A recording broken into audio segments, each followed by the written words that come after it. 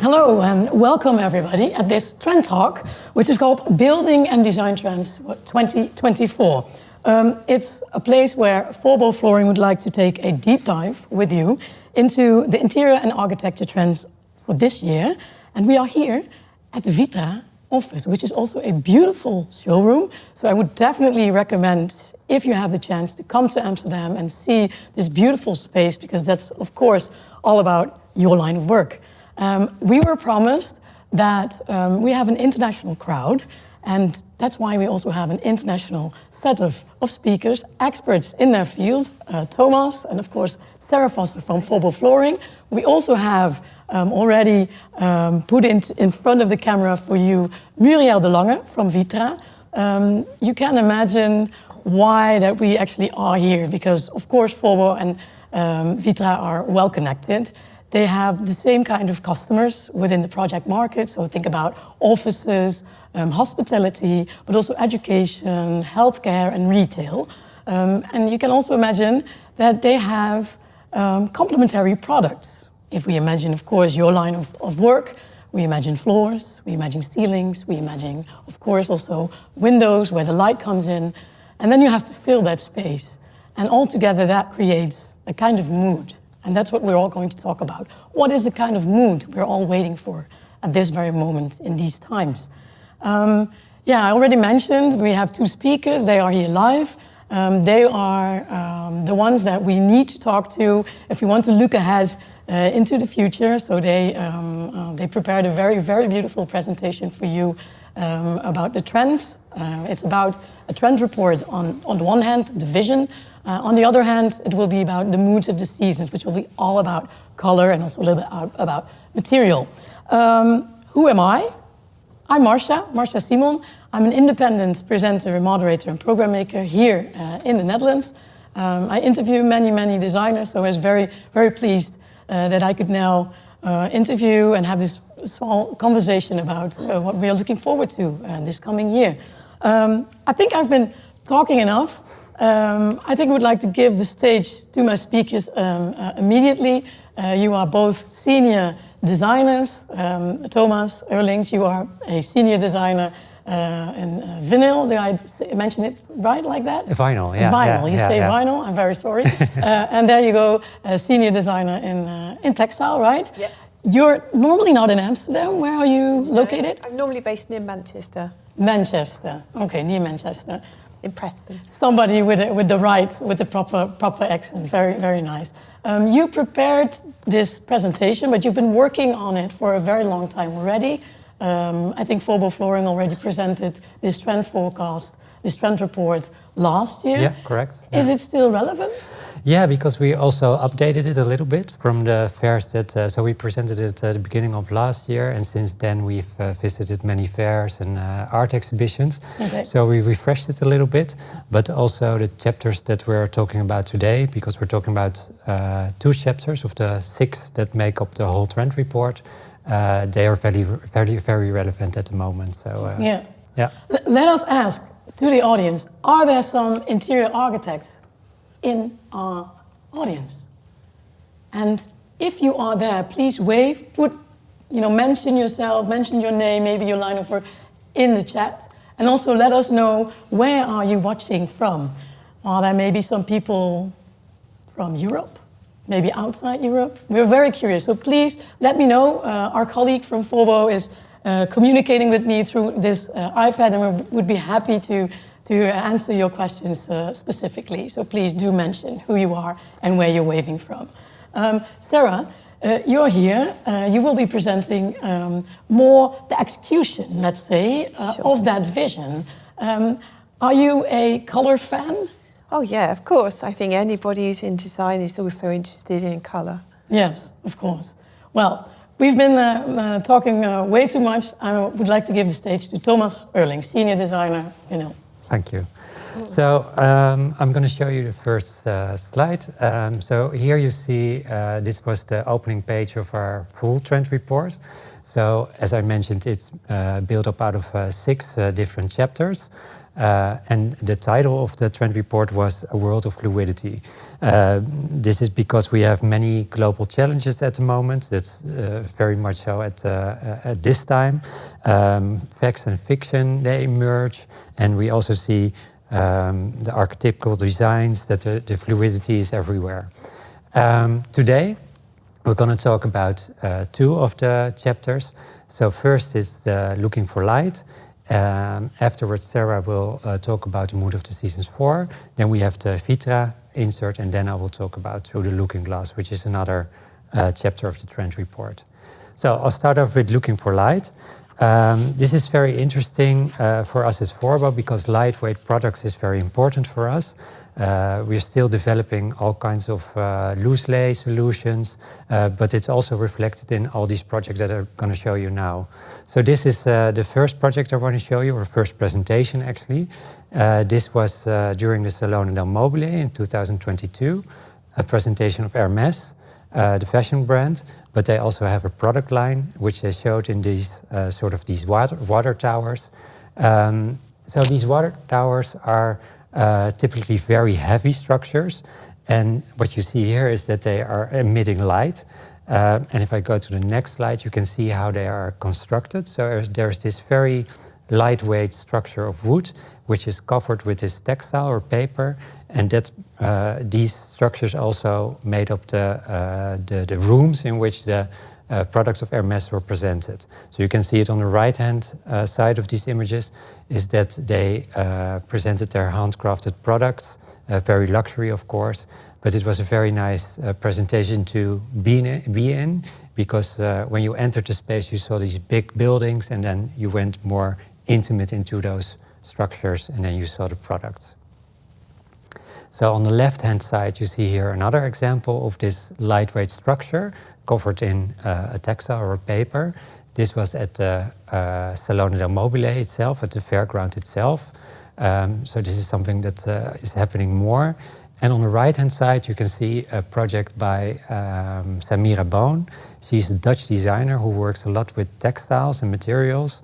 And here she created in Palazzo Turati in Milan this curtain. Well, it's not actually a curtain, but it's blind. So it's built up out of 2 layers, and you could switch those layers a little bit, and this way the light which was pouring through would change. So it's a very nice way to play with the light, but also the lightness of the space, how light the space becomes. Well, this is something totally different, a project by Jules Hagemeyer, again a Dutch designer. We saw this project at Dutch Design Week. This is actually her graduation project, so I'm very curious what she's doing now. She made these objects that all had some kind of movement in it. So on the right-hand side you can see this this reflecting pool, but it was also moving. The liquid inside was moving. And on the left you can see this sphere, which is floating on top of this mirror. And you can imagine if you look at these objects for a long time, that it really calms down your mind, so that you also become very, well, not light in your head, but the lightness of being relaxed. So that's also what this chapter is about this lightness in the use of spaces and products. So this is a pop-up from Hermès. Again, Hermès, the fashion brand. This kiosk, in which they presented their new magazine, is 3D printed. So you can also imagine that if they would do the same presentation, for example, in the US, they would print the structure locally. So they don't ship it over, but you print it locally. So that's also something that's very interesting in production, that you can source the material from anywhere but print it at the site where you are. And this is also a modular kiosk, so you can also take it apart, sort of flat pack. So very interesting design.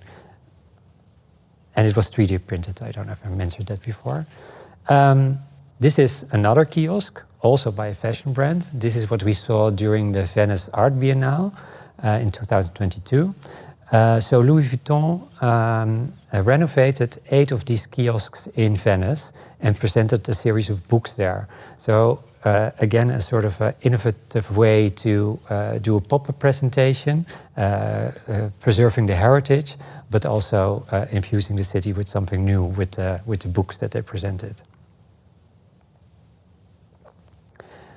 This is a project from Rick Tegelaar, a Dutch designer who works a lot with lamps and lighting structures.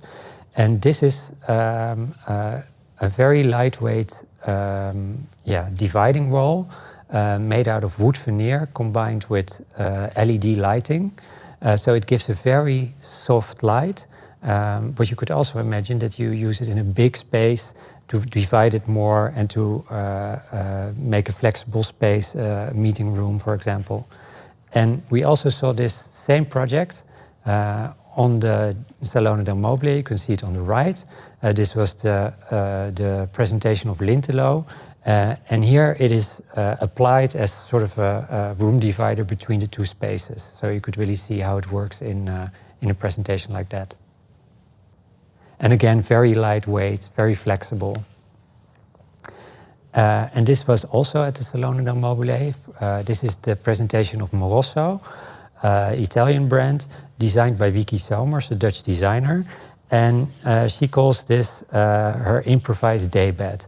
So this is really about nomadic living, which is very important. You see that lots of young people, they don't want to be stuck in one place. So everything has to be very flexible and in that way also very light. And as you could imagine, this is very easy to take with you, to apply in every space. So a very nice project by Moroso. And here we go a little bit closer to home, I would say. These are the chairs that we are sitting in now. So what you see here is the workspace fair in Amsterdam from last year. This is the Vitra stand. And here you can see the soft work sofa that Muriel will talk about in the movie later.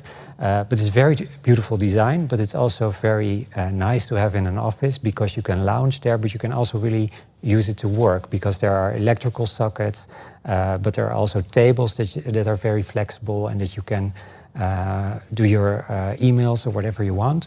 And this is also a new way of thinking. So this that the office isn't this stuck place where you are behind a desk. No, it's also more light, it's more flexible, it's more about human interaction.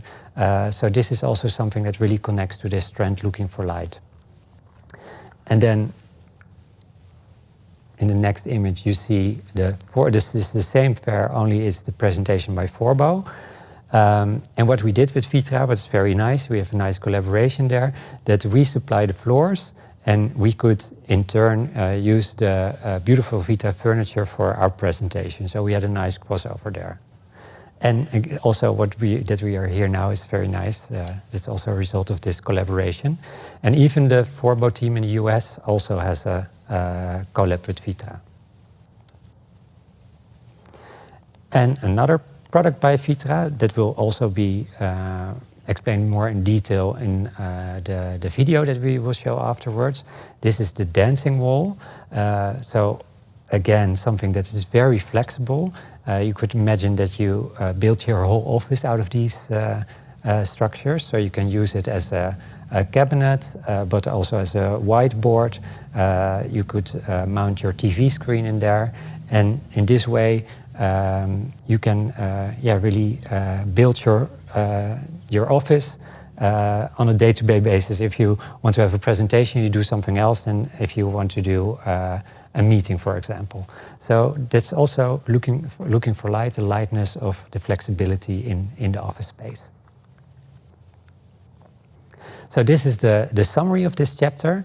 At the end of the presentation, there will be a link, and then you can go to the website, and via the website you can download the whole summary of all the 6 chapters of the trend report. So you can see where the pictures are coming from. You can also read it again. And at the right-hand side, you see the colors that we picked that really connected to these trends. They're from the Forbo Global Color Card. And you can also see that we picked different types of Forbo products. So there is vinyl, textile, but also homogeneous vinyl.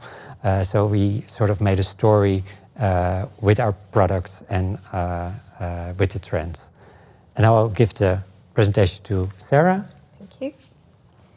Thank you. So, so I'm going to talk to you a bit about Mood of the Season. We do one of these every 3 months. There are 4 already on our website that you can have a look at. And today I'm going to talk to you more about Mood of the Season 4, which is linked to Looking for Light, and also Mood of the Season 2 later on, which is linked to the next trend that Thomas is going to talk about. So these Mood of the Seasons are created by our design team, and we look for global trends. Also, we look for the same reason, really the same things that Thomas does. And we collect them together with some NCS numbers, which you'll be able to see on the right-hand side of each of the screen, and colours from our own global colour palette. And what this allows us to do is to create some really interesting, exciting, slightly playful, creative tools to look at. We're not saying change everything every 3 months. We're just saying here are a few lovely sort of vignettes into what we do and how you might apply that to our Forbo products. So you can see from here, these consist of all of our Forbo portfolio products. We can't fit every colour and every type in, but we do try and cover everything all the time. And I just should maybe say we do these in a leaflet form as well as being downloadable online. Old school for those that like to use it like that. So in here you can see we have some really warm golden hues, we have tans, we have rust, we have spices, and some really lovely cosy warm woods as well. I think it's a really rich scheme, this, with some kind of also quite dramatic elements. So you can see from the image on the left, we've got Marmoleum Cocoa, which is salted caramel, together with the Tessera-infused pickled spice. The salted caramel is such an interesting product because it contains cocoa husks, which are obviously recycled from a post-consumer area. So this is a really, and I just have a look at the palette because it's just the most beautiful palette.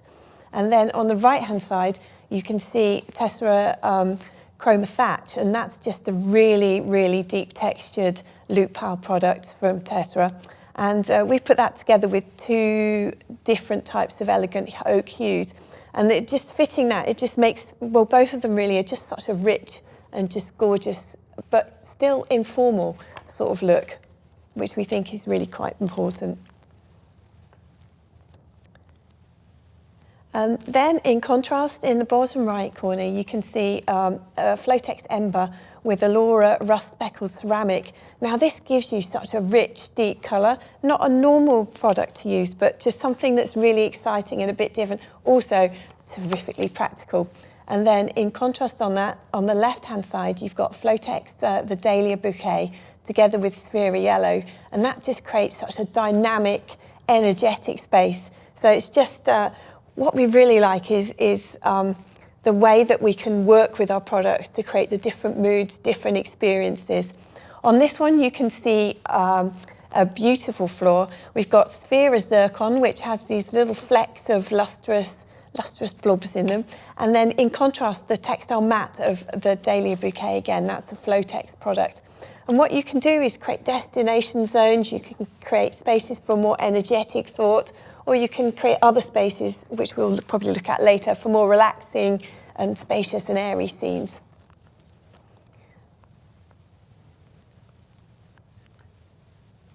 Oh, hang on. There we go. And then finally, in the Mood of the Season 4, I should have mentioned that we try and do a little bit of a focus onto the environment, and Mood of the Season 4 is a kind of retail environment. But I just absolutely keep saying that there are just so many crossover things that you can do with it. In this image, it's obviously a very retail image, but what you can take from this is that the flooring is really modular. And so if you want to change the environment or move or adapt or just be super flexible, the modular flooring is such a brilliant way to achieve that. In this image, you've got our Corel entrance product, Masala, and then you've got Flotex citrine and ember, and then at the back, you've got some more Tessera pickled spice, which is just one of the most lovely products, I think, too. Beautiful. And then Marsha, do you Thank have... you. Yes. Yes, of course. Well, thank you very much for this beautiful first half of your presentation. I'm really enjoying your story, honestly.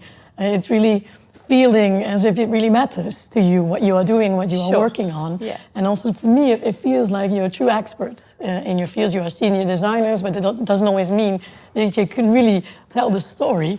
What I'd like to share with you is that we already have some things going on in the chat, and it's nice for you to also know that we have Claire as an interior designer at Appleby Interiors in Oxford, UK. But we also have a graduate, a BA Interior Design graduate from Ireland. I have used Forbo in some recent projects, so I am excited to be here and learn from you all. So it's nice to know that we also have a graduate, not only the ones who are already very experienced, but we also have somebody from Dallas, Texas. Welcome, Kristen Lopez. I hope I'm saying that correctly. And then we also have somebody from Finland, just to mention a couple. And we have a direct question, but I will ask that later. First of all, could you maybe introduce yourselves a little bit further? What defines you, your work as a designer? Whoa, that's a big question. So, I will talk about Forbo mostly because Yes. I both have my own studio, but now today we're talking about Forbo. What I like about working for Forbo is that we have those many products. So Sarah from the textile department, but we also have a factory in France which produces other products, and we're very close to the production process. So in that way you can be really hands-on. We can do small trials, test things quite quickly. Yeah. So that's very nice compared to my other work, is that that we're close to the production process, and that's not always the case. No. So you can really see very quickly what you're working on. Most of the time, yeah. That's very nice. Yeah. You're nodding. Does that align with your way of working in UK? Yeah, I mean, we do that too. We design everything from the yarn construction, the colour of the yarn. We work in combination with a very 3D style of working. And so it's really fantastic for us to be able to see that on the actual production machines. And we take our process all the way through to that stage. And I think if you know the machinery that you're working with, you can really push the boundaries of what you want to make and really change things to work to your design ideas as well. Yeah, and for the graduate watching and listening, I can imagine it's also quite tiring to keep inventing yourself time and time again when you're working with trends. What gives you energy? What gives you the spark? Yeah, I think you need input. To get output from a design point of view, you need so much input. And if you don't get out there and you don't see new things, not just trade shows, but art installations. I think you have to look globally in terms of the world out there, and not just in our small space. All of those things add up together. So the more you put in, the better, and the more you get out, really. Yeah. We have to watch the time. Sure. I'm going to ask the question because I have one question specifically. I don't know if you have the answer. Are the Louis Vuitton kiosks in Venice permanently exhibited? I don't think so. I think it was sort of what I remember was that they sort of did it as a gift to the city. So this renovation, and then it would be, I think, leased to somebody who wants to sell books or something else. Yeah. So it was not permanent Louis Vuitton, but they're still there. Okay, I hope that's an answer to the question. I have tons of more questions for you. I can't wait to ask them, but we have to stay track on time. It's time to listen to why we are here, because of course both brands we are talking about, Forbo Flooring and Vitra, of course, where we are now, are Swiss brands. But it's also very interesting what Vitra actually has to say about all these trends. How do they think of this? How do they envision the future? So Muriel De Lange, she is an absolute senior with 25 years of experience in sales and marketing here at Vitra. Let's see what Muriel has to say about Vitra's take on these trends. Welcome, my name is Muriel de Lange and we are at the Vitra office and showroom in the Amsterdam Houthavens. Vitra is a Swiss design manufacturer of furniture for offices, for homes and for public spaces. We exist already more than 80 years. It's family-owned, Swiss, and we have a very strong focus on ecological, economical and cultural aspects. Looking for light for us is of course not that literal. It's more lightness or fluidity, agility that you see mainly in the office, but also strong parts like the joint platform behind me. It is a structure, it's a solid structure, but it is floating because it's a 7-meter span. You only need the 2 legs, so that also gives a lightness to the area. Its function is that you can work concentrated or have your meetings together or have like a workshop. So light is also light with the interaction between people. For example, we have here the Softwork sofa, which is also a replacement almost of a desk. You can sit there, you can do your quick mail sending, but you can also have a good brainstorm session in there, for example. Part of our office concepts is micro-architecture. For example, a dancing wall designed by Stefan Hürlemann. It's a very agile and flexible wall that can restructure an office constantly and gives this lightness. But Stefan will explain some more. The dancing wall is the most important element of the dancing office concept. A hyper-flexible and resilient work environment. I realized there is something missing, this element that helps us to divide spaces. The result was the dancing wall. It is a mobile space divider. It can be a shelf, it can be a plant wagon, it can be a TV screen. It is easily movable and adaptable for agile workspaces. The concept of the dancing wall was always that it's going to be developed further. The new objects we added to the dancing office family are elements they help to be agile in a smaller measurement. Like this, employees can create a work environment for themselves that is even better tailored to their needs. For companies, it is really hard to make a forecast what will be in 2, 3, 4, 5 years, especially when you have to decide what kind of furniture piece do I want to buy. These pieces, they will be adaptable and they can grow with you and they can follow the change that will happening with your businesses.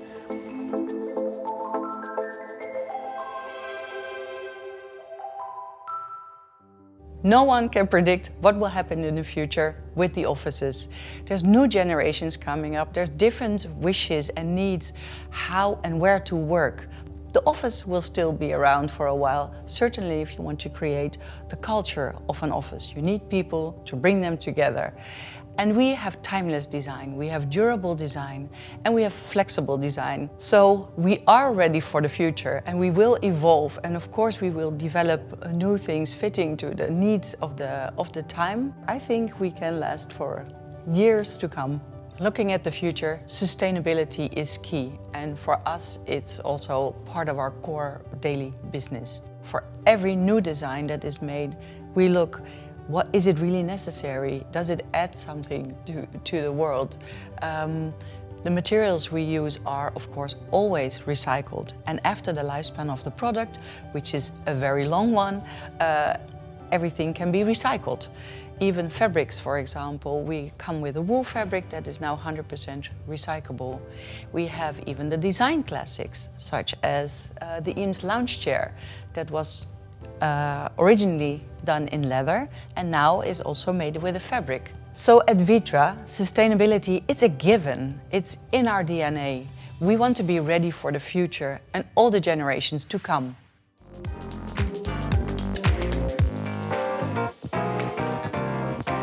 Thank you, Muriel, for that little inside information about Vitra.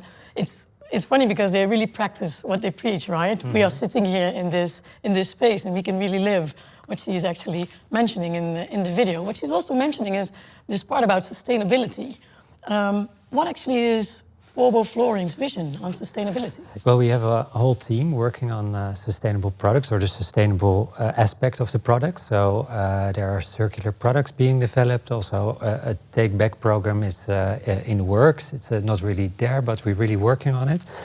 Also, the same as Vitra, the recycled content in the materials is very important. And so we have the marmoleum, which is a very natural product of itself.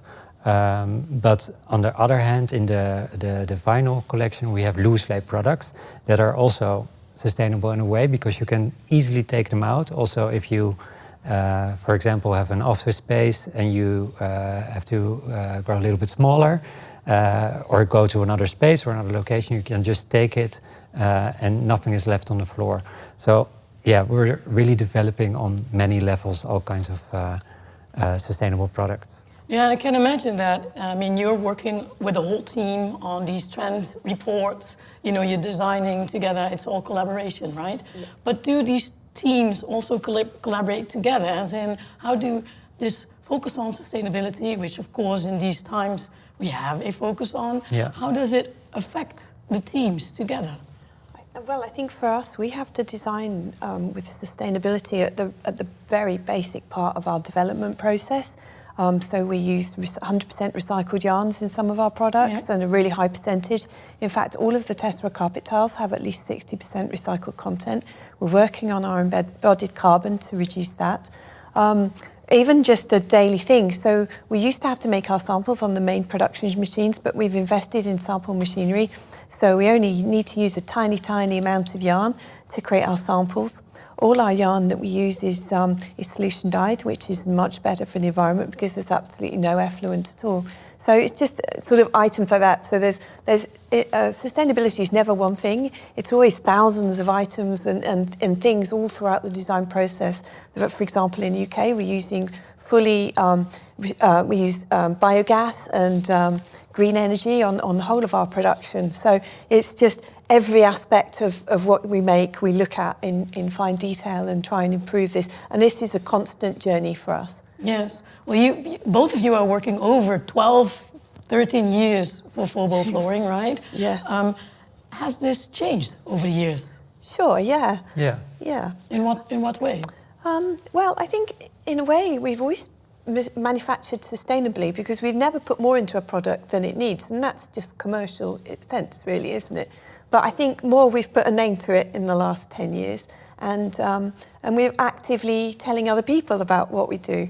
So I think that's for me, a change. Yeah. But also, you know, we are striving. We do have raw materials that we didn't have 10 years ago that we're able to use in our products, which is really helpful. And also, you know, we're able to be educated and to educate people about the issue as well. Yeah, and Thomas, you already mentioned you have Thomas E, your independent studio, let's say it like that. Yeah. How does that affect your work at Forbo Flooring? You have some freedom there, right? Yeah, no, well, it's very nice because it's, of course, it goes both ways. So as a designer, I think you're always working on things. So some of the things that I see during my free time when I'm in a museum, I can apply to my work at Forbo or my own products. So it's a sort of crossover also. Yes. Yeah. And talking about this first theme, in the last period, what was the one thing that sparked your mind the most? Which image or which source of inspiration, or maybe innovation in material or color, or what sparked you the most? Let me think. I love the flexibility because obviously our specialism is in commercial workspace, and I just see such a change in workspaces over the last few years, and it's just so freeing to be able to adapt and alter your workspace because you want people to come into the workspace because they collaborate and you create a really great team. And I think you have to attract people as much as anything else. So to create a beautiful space to work, a destination or a really nice experience to come into work is just such a nice thing to see. Yeah. Yeah, about the dancing walls. Yeah, of course, yeah. at Vitra, Yeah, and you exactly. see it here. It works. Yeah. Yeah. The like agility that. is very Yeah. interesting, I think. Fragility? No, agility. Agility, yeah. Yeah. Yeah, so that's I think that really for all spaces, I think this becomes really important. Everything has to be able to become smaller or bigger, or Yeah, this flexibility also, of course, fits you as designers Yeah. because Yeah, you want to be able to really control the space. Last question, very quickly. What I hear is that you are constantly mentioning the end user, the ones Yeah. who will maybe work with the furniture, put in the lights, but also the ones who are in the end experiencing the space. How do you do that? How do you bring them to your drawing table? Well, I really feel that we're making a tool part of an interior designer's toolkit to create brilliant interiors. So unless we are aware of other products and don't just focus on floor, we have to make them relevant and make them easy for people to use. Otherwise, it's not design, is it? Well, I can imagine that the people are waiting for part 2 of your beautiful presentation. Let's just hit it off. Part 2 of your presentation. Okay, great. So the second chapter we're looking in today is through the looking glass. This is really about also fluid architecture, also very much so about the difference between the physical and the digital, or the virtual even. So we're talking about the metaverse, about new materials, about colors. So I will start off with this first image, which is really beautiful. There was a while ago. There was in Rotterdam. There was a Tim Walker exhibition. So he's a British fashion photographer. I think this exhibition previously was in the Victoria and Albert Museum, but it traveled around. And this was the first room that you entered during the exhibition. And it says this wonderful quote, "Wonderful things." And here you can see also that the letters are made from glass. They're hanging from the ceiling, and on top of it there is this light. So you could really you can't really see where it begins and where it ends. And this is also what we will see in the other projects. So this is a project that we saw at the Salone del Mobile last year. It was a presentation at Nilüfer Depot, where they always have beautiful presentations that are maybe less about commercial products and more about the sort of crossover to art. So these chairs and other objects are made from resin. And usually resin is polished and cut from large blocks. But this resin was poured into a mold and then it was finished by hand. So it's actually the same process that you would do with marble or with wood, but it looks quite technical. And what you can also see here is that there is, on top of these designs, you can see the prism that it's projected. So also this a little bit of color that is extra. And this is another project that we saw at Nilüfer. And this is also what I really like about the Salone del Mobile, is that you have, of course, the trade show itself, but there's this whole side program where you can also see work of artists or the in-between artists and designers.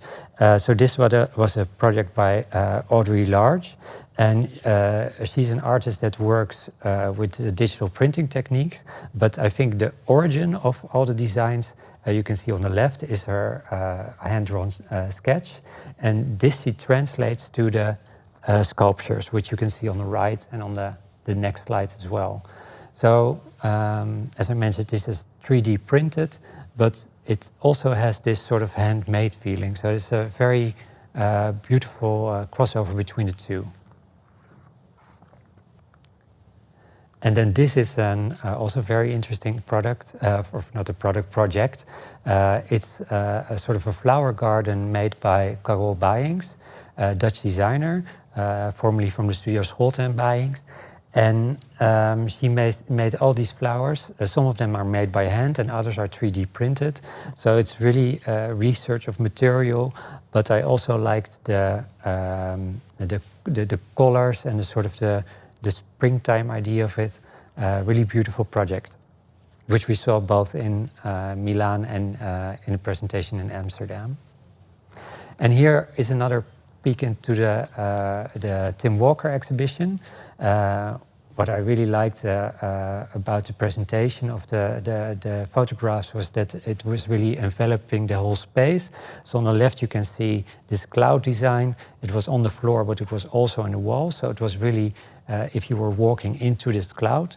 And on the right-hand image you can also see this almost old-fashioned wallpaper, but because of the color it becomes more modern. And also it's really adding to the whole ambiance of the Tim Walker pictures. And of course, this is Andres Reisinger. You can't miss him if you're talking about designers that are working in the virtual space. So they really call him the designer of the metaverse. So on the right-hand side, you can see a building in Amsterdam, but Reisinger added this virtual layer of the pink fur and the pink paint. So really interesting. And on the left-hand side, you can see in the corner a chair he designed for Mooi Design. And this was actually a chair that he designed digitally. And people liked it so much that Mooi developed it for their collection. And that's another example you can see on the right-hand side here. This is a collection he made for the metaverse. So for the virtual environment, but during the Salone del Mobile, you could also see them in our physical world as real products. And on the left, you can see a presentation of Missoni. So also, again, a fashion brand that did a presentation at the design fair, the Salone del Mobile. Here you can also see that they, it's almost as if you were entering a film space, or a stage, I should say. With the mirror on the wall, so you could see all the reflections of all the beautiful colors. Very interesting presentation as well. And they used these big fluffy animals to showcase their fabric collections. And this is also something very interesting, a presentation of Dior. They collaborated with Philip Stark, a designer where Forbo also collaborated with. There was a Flotex collection a few years back, which is still available. And Philip Stark designed this new chair. And there's this little movie. Here you can see also, again, the floor that's reflecting. So you almost don't know where the presentation ends and where the physical begins. And of course, a beautiful way to present a chair in a different way.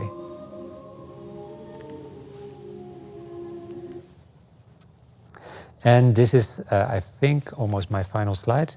This is a presentation of the El Decor. They did a collaboration between many different brands. So they had this palazzo and they built all these spaces. So on the right you can see many different materials. Again, also this reflective material combined with the luxury velvets. And on the left you can also see, again, mirrors or reflective spaces. And there are these photos of design icons printed on it. Oh yeah, and this is the Austrian pavilion during the Venice Art Biennale. Again, it was like entering a film set. And here the artists, they presented the different types of artworks, but it was really an experience. And also you could imagine that you were in a sort of a digital world, and this merge between the something that's sort of a dreamy space and a physical space. So it was really fun. Okay, this is the last slide. This is a project by Katharina Gross. This is also an installation during the Biennale in Venice. And this is a metal mesh on which is a print, a digital print.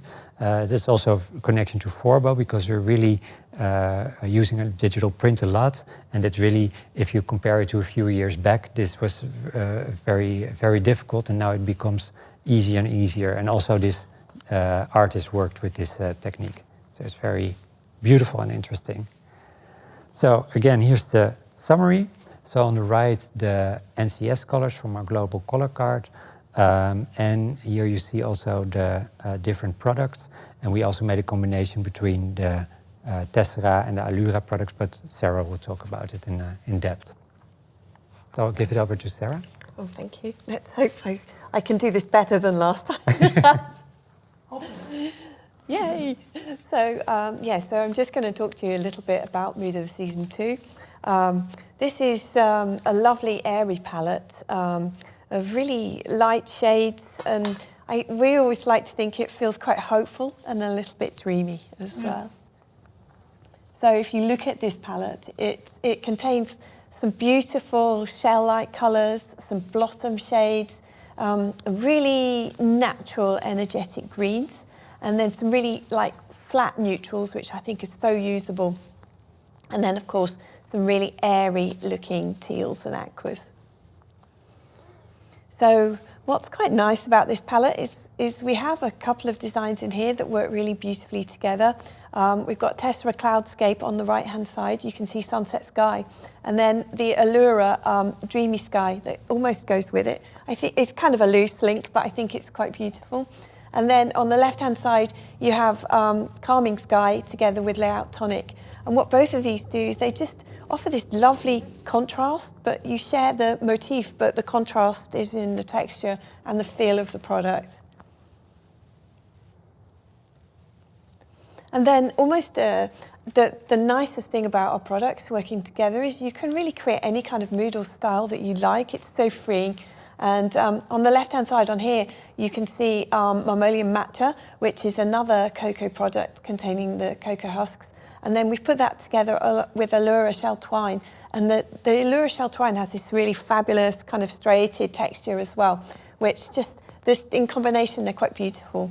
And then on the right-hand side is the Sphera Interstate, and that has some fabulous like opalescent flecks in it, which are beautiful.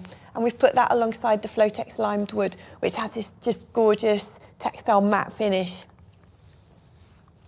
And then here's some of the photography we did for the Mood of the Season 2. And we really felt like the animation showing the drapes in this made the whole room breathe. It's just so airy and breathable. You've got Flotex Chartreuse and Sphera Moss in this image. And then if you look on the walls, you've got kind of almost clouds on the walls. And that kind of brings the outside in and changes the space and creates a really airy, kind of more fluid area.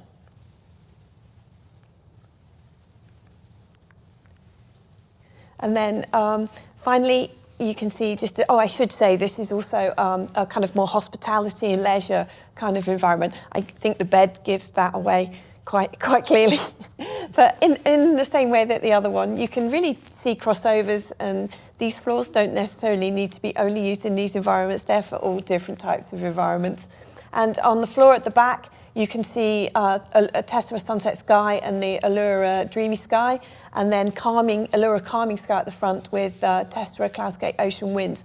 And I really like the way this kind of modular floor fits together, and it just gives kind of a feeling of reflection, and it just really blurs the boundaries of the space itself, creating really different and unusual feelings of it. And then just as a kind of an extra in this presentation. I hope everybody's watching. I hope so. Is everybody still there? Yeah, I hope so too. Yes, really hope. So we wanted to show you a preview of Mood of the Season 5, and this is coming out next month. So again, download, or as you can see on this image, a kind of a leaflet type thing. And I love every Mood of the Season we do is my favourite, so this is my new favourite one. So I just love this because it's got apricots in, it's got really lovely warm tans, and then really dark woods and aubergines, and just I love the greens and the aquas in this. It's just fab. And then we just included one of the images, which has a new product from Tessera, Harmony Great Grape, and Allura Dark Twine together. And I just love the richness of that. I just think it's just such a relaxing, lovely environment. I'm going to steal that from you. Just fab. I love that. Yeah, truly do. Truly. You're very welcome. Well, thank you very much also for this sneak preview. I was really intrigued also by first, looking for light, and then we're looking through the looking glass, actually. And then this first half, you have the vision, where you see all these reflective, digitalized imagery, and then I was always wondering, how can we translate it into space? How can we really translate it into project market, right? And then you actually really do that. How did you make that translation? Was it hard in this case? You mean for the mood of the From season? the vision to the moods of the season within this, through the looking glass. Yeah, I think the products are very inspirational. So if you also did this, I think it emerged after you did the Tesla that Sarah showed in combination with Sky from Allura. Then that's very inspirational for creating a space around it. And I think that's what we did for the moods of the seasons in this case. I think also when you look at real product next to the product, you kind of see the more three-dimensional qualities of the product. So I would always say if people are doing schemes and want to use numbers of different products, just get samples, because everywhere in the world you can get samples really easily. Yeah. And so and then you really kind of get a nice feel for how the product looks in different lights and how they work together. I think that's really key. Yeah, I have a question here. Interesting, you use digital print. Love the calming sky patterns. What do you do with your offcuts? And have you ever used natural dyes in your product? Oh, I see. So, that's a big question. Yes, it is. I'm going to say for the Cloudscape product, which is the same kind of pattern, there are no offcuts because this is a random lay product. So what you can do is when you fit in the product, you can use all the offcuts for different bits of offcuts, and that really reduces the amount of waste. I think it's below 2% for an installation. Natural dyes for carpet tiles, well, they're not light fastness. The colour fastness is really poor, and the change of the product is really poor. Also, even though they're natural dyes, there's still effluents that are quite harmful to the environment in the amounts that you use in dye stuff. So that's why we always use solution dye. But in a new product coming out quite soon, in 2024, what we've done is we've really matched our solution dyed yarns to those natural plant-based colours, because we really see that as a very strong interior trend for commercial offices going forward. That's beautiful. Yeah. And it's, of course, we have to mention that indeed, like before you said, sustainability is a very complex world. And indeed, sometimes natural doesn't always mean more sustainable. Sure. Exactly what you're mentioning, of course. But in your design process, choosing these dyes and these colors, in what way can you inform yourself enough that you know you're making the right choices? Or do you just leave that to the experts? I think that there's a whole department working on that. So, of course, we are involved, but I think the real technical knowledge about these things is with departments that really focus on the sustainability and innovation. Yeah. Okay, we only have 5 minutes left. I really want to mention 2 topics. I have to choose. What I want to talk about is what we see in the images is all kinds of different spaces, right? From hospitality to more retail, but also educational systems. I think that you are also designing for healthcare. Healthcare is something that I kind of feel everywhere because of the focus on well-being and how that actually creating these kinds of spaces, especially the ones you just showed, are really influencing our mental well-being. Yeah. How do you test this? How do you I mean, it's all rendering, right? Yeah. Yeah, but you're really creating these on the screen. Yeah, correct. How do you know whether or not it is indeed really influencing the mental well-being? Well, there's lots of research being done, and not especially by us, but there are very interesting white papers on also how floors react to people with dementia, for example. Yeah. So we're really working a lot on that. We have specialists, I think, in the design team also for that. Yeah. But I think what's very interesting, what you said about healthcare, is that healthcare is becoming more luxurious, more warm, more homey. So that's, I think it's the other way around, so that the sort of more residential feeling goes to healthcare or hospitality and leisure. Yeah. I mean, I don't want to insult you. Of course, it doesn't at all remind me of hospitals, of course, but it does remind me of well-being. Yeah. It's really what Yeah. you feel. I think that's kind of, certainly for me, that's a massive inspiration, really, because we want to create products that people will want to use, and we want to create products that once they're installed, that people using them will feel great about. They might not notice them, but they will contribute to the environment that make people feel fantastic. Yeah, just also what you were mentioning, that these chairs feel great. Yeah. It's very So lovely. important. Yeah, indeed. The other thing that we were mentioning already is that these trends, of course, are connected to one another. And we mentioned through the looking glass, we mentioned looking for light.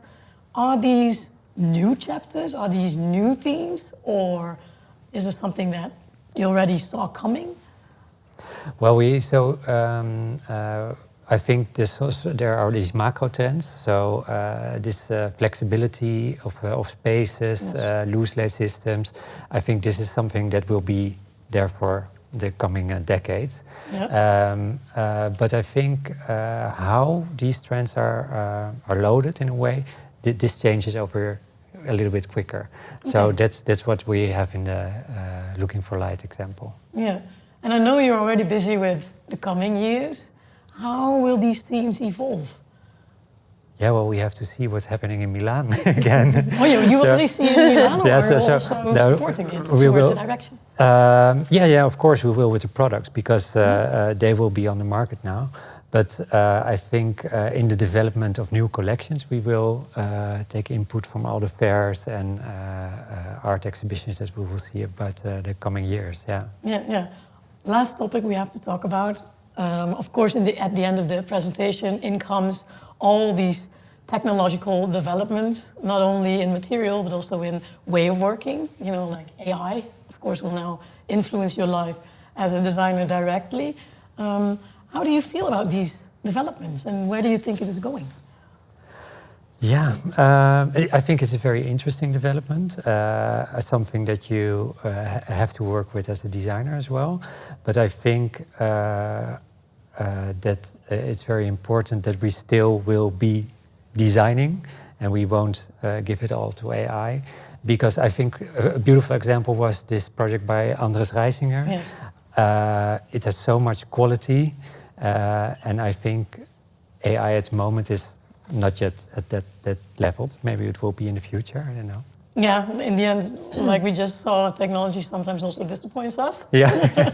What is your take on this? I think from a design point of view, we've always been early adopters of new technology, because just the change in being able to design on CAD systems and to create simulations, it's just changed everything. So, and I also think people who are designers have inquiring minds, and they kind of embrace change. They want to use it to benefit their work. So I think it will influence work and change work in a great way. But that's it. I'm not going to say anything negative about it. I just think it's kind of positive and kind of fun, and possibilities. The possibilities, the possibilities to create things you might never have dreamed of. I think possibly as a designer, you need not to be not AI. You need to curate maybe AI output, and that could be a really important rule. Yeah. Like photography actually gave a lot of freedom to the painters back then. Exactly. And this can give us freedom as designers. But you still need to have a critical eye, and then sometimes, the best work is not what you expect or what you churn out. It's just something somewhere else that you find and you use. Yeah. We have to round up. I could sit here for hours still to come. Actually, I want to give you the chance to give a shout out to especially the graduate, because you said, do you have any advice on how to start out as a designer? Shout out for Yona. Well, I think it's important to be out there, to just ask for help also, ask for favors. Dare to ask. Dare to ask, I think that's very important, Yeah. And you maybe? Just be passionate about what you do, and then it will come through in your work when you show people. Well, you definitely showed your passion to us. Thank you very much. I'm going to round up. We've seen how Forbo Flooring and Vitra envision the future of interior architecture with light, fragility, flexibility, but also, of course, with a hint to keep dreaming. I hope you as interior architects were inspired, also inspired and motivated that indeed you can create spaces that create mental and also physical well-being.